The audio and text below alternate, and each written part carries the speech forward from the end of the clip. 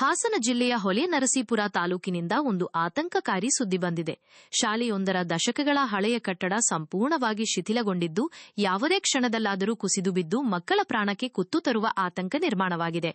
ಹೌದು, ಹೊಳೆನರಸೀಪುರ ತಾಲೂಕಿನ ಹಳೇಕೋಟೆ ಹೋಬಳಿ ವ್ಯಾಪ್ತಿಗೆ ಸೇರುವ ಮಳಲಿ ಗ್ರಾಮದ ಸರ್ಕಾರಿ ಪ್ರೌಢಶಾಲೆಯಲ್ಲಿ ಇಂಥದ್ದೊಂದು ಆತಂಕದ ವಾತಾವರಣವಿದೆ. ಶಾಲಾ ಆವರಣದಲ್ಲಿರುವ ಸುಮಾರು 41 ವರ್ಷಗಳಷ್ಟು ಹಳೆಯದಾದ ಶಾಲಾ ಕಟ್ಟಡ ಇದೀಗ ನಿರ್ವಹಣೆಯಿಲ್ಲದೆ ಅರ್ಧದಷ್ಟು ಕುಸಿದು ಬಿದ್ದಿದೆ.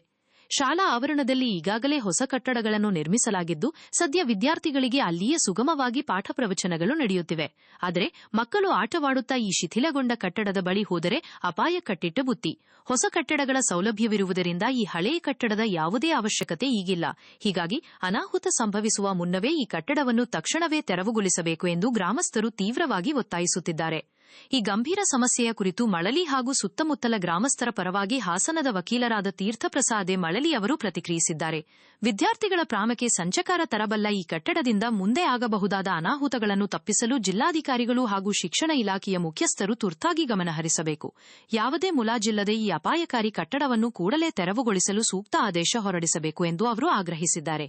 ಒಟ್ಟಿನಲ್ಲಿ ಯಾವುದೇ ಅನಾಹುತ ಸಂಭವಿಸುವ ಮುನ್ನವೇ ಜಿಲ್ಲಾ ಶಿಕ್ಷಣ ಇಲಾಖೆ ಹಾಗೂ ಜಿಲ್ಲಾಡಳಿತ ಎಚ್ಚೆತ್ತುಕೊಂಡು ಮಕ್ಕಳ ಹಿತದೃಷ್ಟಿಯಿಂದ ಕೂಡಲೇ ಕ್ರಮ ಕೈಗೊಳ್ಳುತ್ತಾರಾ ಅನ್ನೋದನ್ನ ಕಾದು ನೋಡಬೇಕಿದೆ. ಮಳಲಿ ಹೊಳೆನರಸೀಪುರ ತಾಲೂಕು ಹಳೇಕೋಟೆ ಹೋಬಳಿ ಹಾಸನ ಜಿಲ್ಲೆ.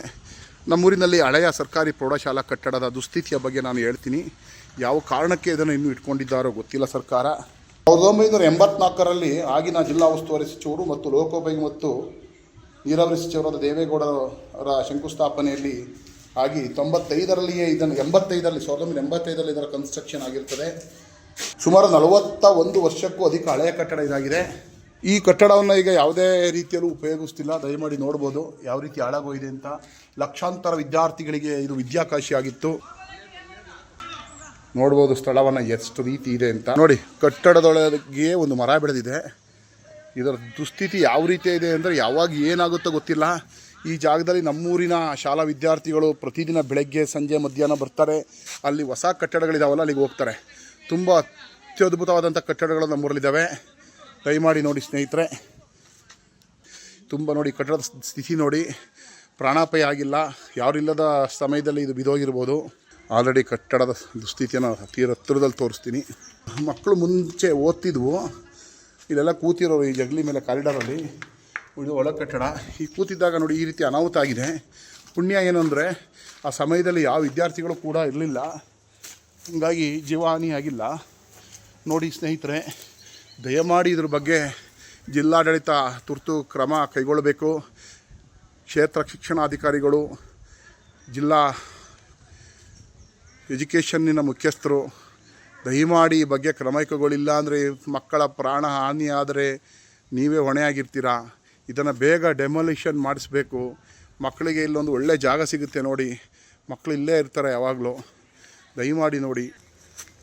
ಏನಾದರೂ ಮಕ್ಕಳಿದ್ದಾಗ ಬಿದ್ದಿದ್ರೆ ಇದರ ಆ ಕಥೆ ಏನು ಅಂತ ಯೋಚನೆ ಮಾಡಿ. ಆಮೇಲೆ ಎಚ್ಚೆತ್ತುಕೊಳ್ಳುತ್ತೆ ಸರ್ಕಾರ, ಅಯ್ಯೋ ಅಂತ.